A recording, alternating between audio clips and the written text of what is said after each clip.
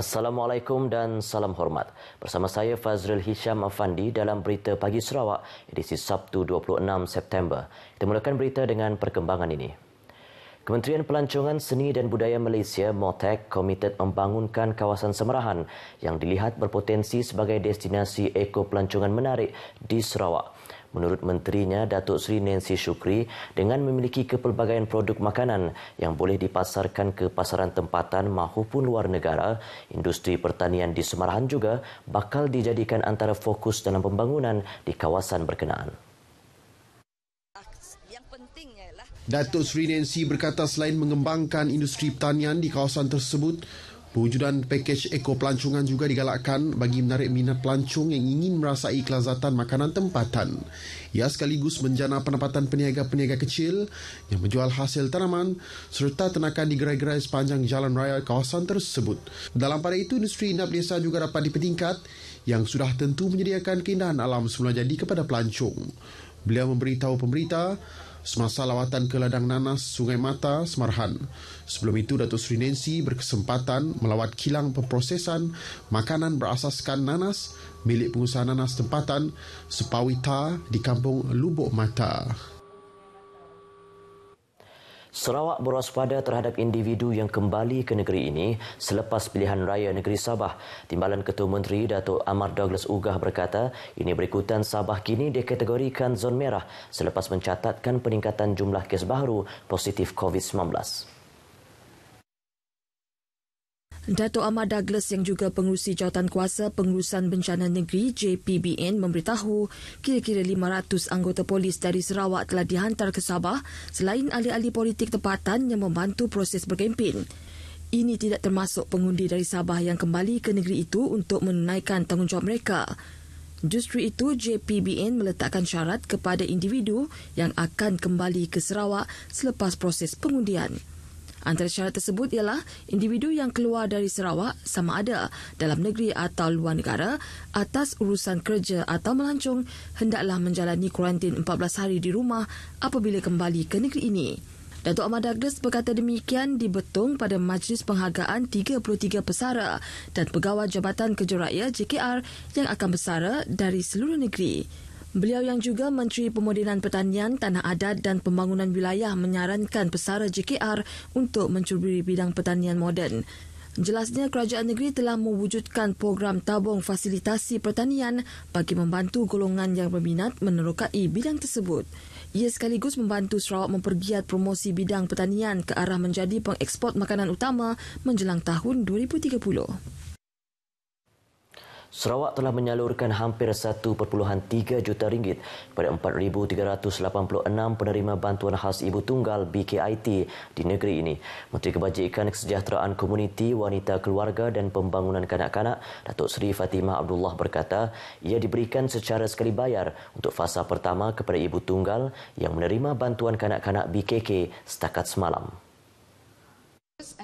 Jelas Datuk Seri Fatimah, bagi fasa kedua, seramai 214 bukan penerima BKK telah diluluskan permohonan yang melibatkan RM64,200 bagi tempoh yang sama. Beliau menjelaskan pemohon BKIT hendaklah warga negara Malaysia dan berpendapatan di bawah RM1,020 atau per kapita RM255. Mengulas lanjut, Datuk Seri Fatimah memberitahu masih ramai ibu tunggal belum memohon BKIT dan berharap golongan itu membuat permohonan bagi mengelak keciciran berlaku.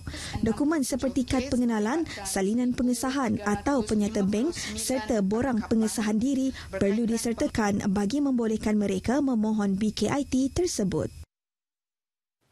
Daripada hanya sebuah sekolah kecil beratapkan rumbia tiang nibung yang dibangunkan oleh penduduk kampung telah menghasilkan golongan pekerja cerdik pandai dan pemimpin negeri.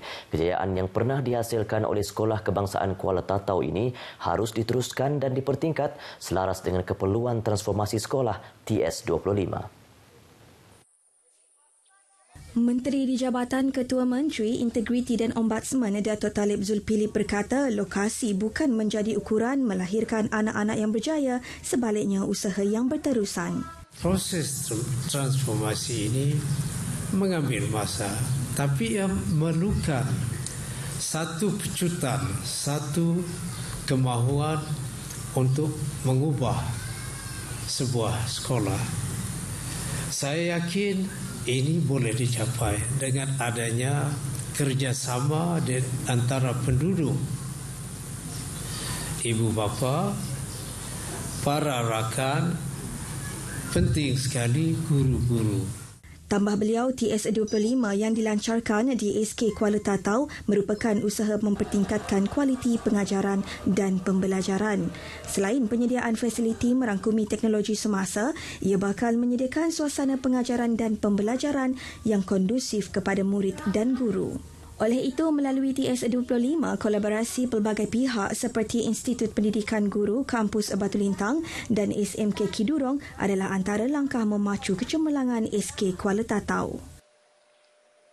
Peruntukan lebih 75 juta ringgit telah diluluskan untuk projek pembangunan di kawasan Pasin. Menurut Ahli Dewan Undangan Negeri Adun Daro, Safi Ahmad, jumlah itu merangkumi pelaksanaan 16 projek, antaranya pembinaan projek Dewan Serbaguna Pasin bernilai RM350,000 dan jeti pontun yang baharu RM1.4 juta. Safi Ahmad memaklumkan dana terbesar adalah bagi projek pembinaan jalan sepanjang 17 km dari kawasan Jomoreng ke Pasin yang bernilai RM65 juta. Jalan itu kini sedang dibina dan dijangka siap awal tahun 2023. Ia jelas memberi sinar baharu kepada lebih 2,500 penduduk di Pasin sekaligus memudahkan projek penyambungan bekalan elektrik dan air bersih di kawasan berkenaan. Projek bekalan elektrik luar bandar di Pasin bernilai RM6.5 juta akan dibina sepanjang jajaran tersebut selain projek bekalan air dilaksana dalam rancangan Malaysia ke-12.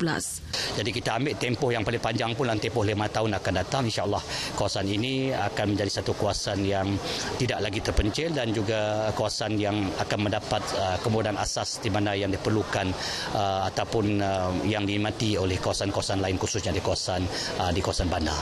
Beliau ditemui media selepas merasmikan program kepolisan komuniti di Dewan Serbaguna Pasin. Kawasan Pasin kini memiliki 8 buah rumah panjang, sebuah sekolah dan sebuah klinik kesihatan. Setelah jalan raya siap kelak, perjalanan dari Jomoreng yang kini mengambil masa hampir 2 jam menaiki bot dijangka hanya mengambil masa 15 minit. Kongres Kesatuan Pekerja-Pekerja dalam Perkhidmatan Awam QPEX memohon kekosongan jawatan yang bertugas sebagai petugas Barisan Hadapan tidak dikurangkan. Presiden QPEX Adnan Mat berkata ini termasuk jawatan di Kementerian Kesihatan, Majlis Bandaraya, Majlis Perbandaran dan Majlis Daerah. Kami mohon jawatan-jawatan khususnya jawatan-jawatan yang bertugas sebagai frontliner ini, khususnya mereka-mereka jawatan penolong pegawai kesihatan persekitaran sama ada di Kementerian Kesihatan, di Majlis Bandaraya, Majlis Perbandaran dan Majlis Daerah, hendaklah diambil pengambilan. Ini amat penting kerana mereka ini adalah mereka-mereka yang bertugas sebagai frontliner. Pada ketika ini jawatan ini semakin pupus, semakin tidak dilantik. Beliau memberitahu demikian pada sidang media selepas majlis penyampaian sijil penghargaan petugas Barisan Hadapan COVID-19 bersempena Hari Kesihatan Persekitaran Sedunia peringkat negeri Sarawak di Auditorium Majlis Bandaraya Kuching Selatan. Adnan turut memohon agar jawatan penolong pegawai kesihatan persekitaran dan pegawai kesihatan persekitaran diberi keutamaan untuk ditambah waran lantikan dan peluang kenaikan pangkat. Ini kerana jawatan bagi mereka yang bertugas di pihak berkuasa tempatan adalah terhad. Selain itu, QPEX turut memohon Jabatan Perkhidmatan Awam memansuh pekeliling yang meminta jabatan atau ketua perkhidmatan mengurangkan kuantiti perkhidmatan sebanyak 5%. Adnan memberitahu perkara itu susulan pengumuman Perdana Menteri Tan Sri Muhyiddin Yassin bahawa kerajaan tidak akan mengurangkan kaki tangan awam walaupun sistem e-kerajaan dilaksanakan. Susulan pengumuman Perdana Menteri Tan Sri Muhyiddin Yassin mengenai pemberian tunai tambahan di bawah Bantuan Prihatin Nasional 2.0 membabitkan peruntukan RM7 bilion pada Rabu lalu, rata-rata penduduk di Sarawak melahirkan rasa syukur atas inisiatif kerajaan dalam membantu rakyatnya. Tinjauan RTM mendapati keprihatinan kerajaan ini mendapat respon positif daripada penduduk di Sibu. Baguslah idea yang bagus untuk semua untuk rakyat semua yang ada juga yang kini tu masih memerlukan bantuan dari kerajaan. Baju rakyat lah, lain daripada menteri yang lain lah. Jadi banyak kebaikan lah, banyak manfaat lah untuk kita semua lah. BPN ni sangat membantu rakyat daripada segi ekonomi kerana akibat daripada bencana COVID-19. Sangat-sangat membantulah bagi saya. Perkukuh hubungan antara agensi kerajaan bersama RTM Sarawak.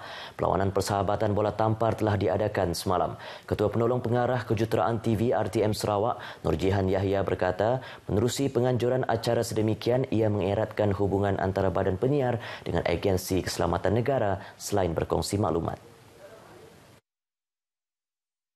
Pelawaan itu adalah daripada pihak kelab Balai Polis Sentral, dan kita sambut pelawaan itu dan kita rasakan ini akan dapat memberikan perhubungan yang lebih baik di antara kedua-dua pihak lah. Sementara itu, bagi Ketua Polis Bala Sentral ASP Ahmad Abang, program turun padang ini sekaligus meningkatkan kerjasama antara polis dengan agensi kerajaan lain.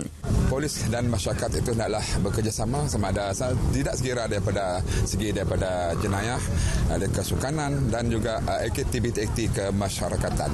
ASP Ahmad berkata aktiviti kemasyarakatan seperti ini boleh memberi peluang kepada pihaknya untuk berkongsi maklumat daripada pelbagai sudut, bukan sekadar jenayah tetapi juga sebagai warga kota. Program anjuran kelab rekreasi RTM Kuching ini melibatkan 30 pemain, melibatkan kedua belah pihak. Berita itu tadi mengakhiri Berita Pagi Sarawak hari ini. Sentiasa waspada, amalkan penjarakan fizikal dan pakai pelitup separuh muka semasa berada di tempat awam. Letak tangan di dada iaitu tanda hormat sebagai ganti bersalaman. Bersama kita cegah penularan COVID-19. Salam hormat dan jumpa lagi. Assalamualaikum.